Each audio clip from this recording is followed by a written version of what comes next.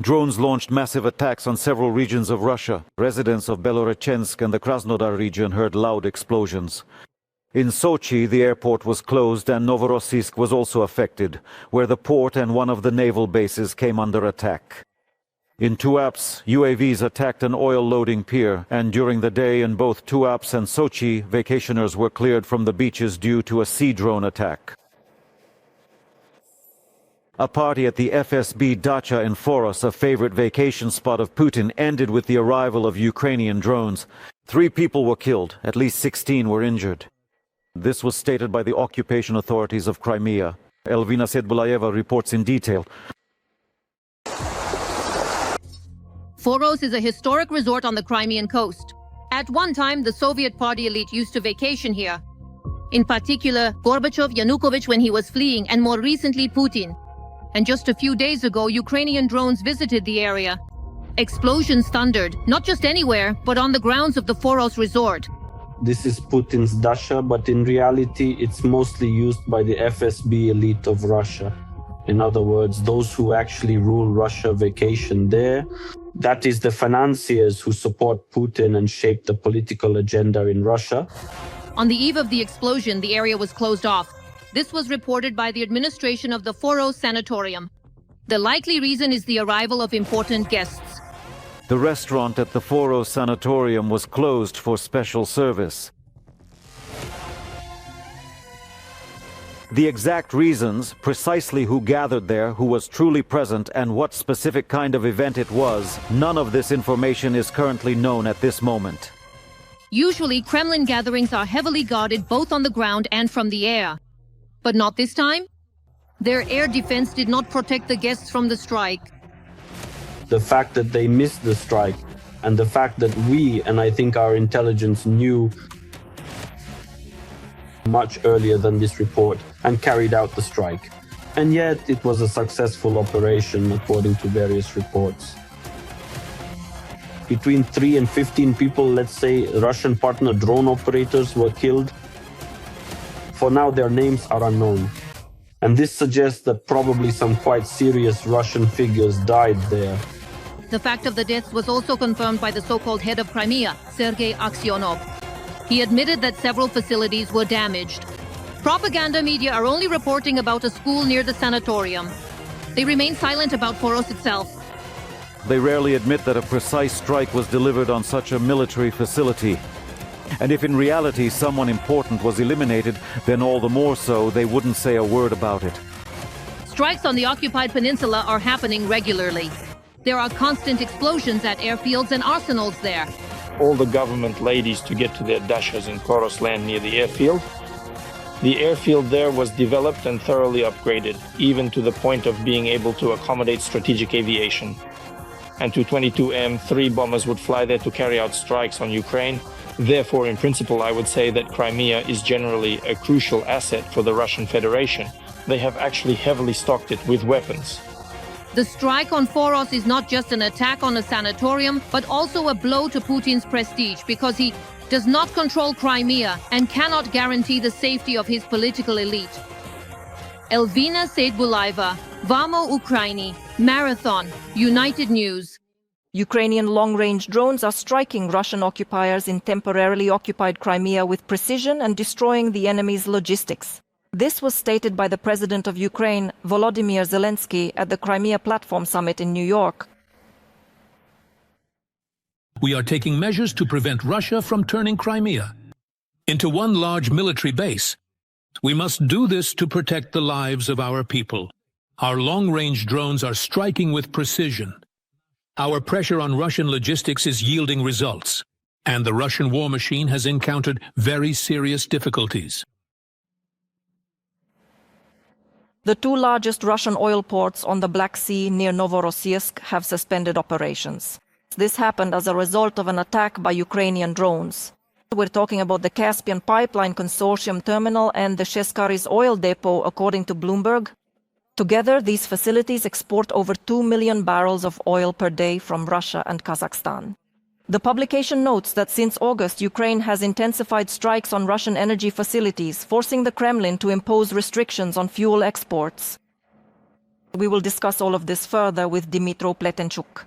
The spokesperson for the Ukrainian Navy is joining our broadcast. Mr. Pletenchuk, welcome. Good morning. Yes, Ms. Victoria, the studio and the viewers as well.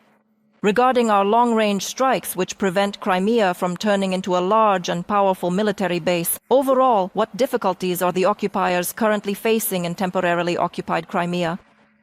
How difficult is the situation? There are plenty of difficulties, in fact. Recently, there was even some information circulating, though I can't confirm it yet, but that they have started using the bridge, the so-called Crimean bridge, to transport fuel into Crimea, because the crucial railway line, which they meticulously laid through the southern regions of Ukraine, specifically across the occupied territories, has unfortunately been rendered completely out of operational service after experiencing several significant incidents. In general, we are monitoring the situation in Crimea itself, and we see that the fuel problems are quite serious, at least for the civilian population. Of course, the military there don't get their fuel from outer space either, so this could directly affect the units carrying out their missions. So the first problem is, of course, with fuel. The second problem is, of course, with water. Another dry summer is also making itself felt, not only in agriculture, but in everyday life as well. Besides that, of course, things periodically explode in Crimea, like yesterday. The explosions, of course, happen at military sites. There are no reported civilian casualties. However, local social media channels still feature information about the fact that air defense systems are constantly operating, and they're definitely not doing it for nothing. Mr. Pletenchuk, considering that Russia has decided to... If that's what you're asking about, it's quite a distance. It's still quite significant, but the officially announced technical specifications of the advanced weapon systems currently deployed in Ukraine do indeed cover this entire operational radius. And in due time, we will undoubtedly see the full impact and implications of these developments unfold. Mr. Pletenchuk, thank you for joining us on the air this morning. Dmytro Pletenchuk, spokesperson for the Naval Forces of the Armed Forces of Ukraine, was live with us in the studio. Explosions, fires, and blackouts that are hard to hide, several Russian regions today came under attack by unidentified drones. Despite assurances from the Russian authorities that all drones over the Kursk region were shot down, there are reports of widespread power outages in Lvov. Almost the entire city was left without electricity, and reports of explosions and resulting power supply issues are also coming from Ryalsk in Russia. Due to the drone attack, an alert was declared in the Rostov region, and in the Krasnodar region, airport operations were even halted. There, a naval base in Novorossiysk came under attack, and the offices of the Caspian Pipeline Consortium, which is responsible for shipping Russian oil to the Shadow Fleet, were also hit. The enemy tried to shoot down drones right over the city, which resulted in damage to residential buildings and cars catching fire in parking lots. Propaganda channels report that there are dead and wounded. Russian officials claim that they shot down 70 drones. And the General Staff has confirmed fresh explosions in Bashkiria. Just like a few days ago, drones struck an oil refinery. One of the most powerful in Russia, the Gazprom Neftekhim Salavat plant. The distance from the Ukrainian border to it is almost 1,500 kilometers.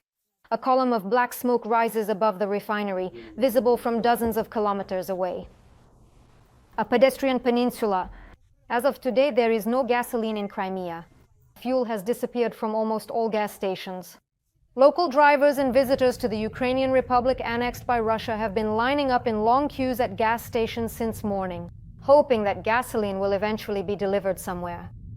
However, photos from Crimea show that only diesel fuel and gas are available there. There is already information emerging that in Telegram Crimeans are creating channels where they share information about where fuel is available. But even there, it disappears very quickly, because those who manage to get to the pumps with 92, 95, or even the most expensive 100-octane gasoline fill not only their tanks but also buy several extra canisters. And because of this kind of feverish buying, the fuel runs out within an hour or two.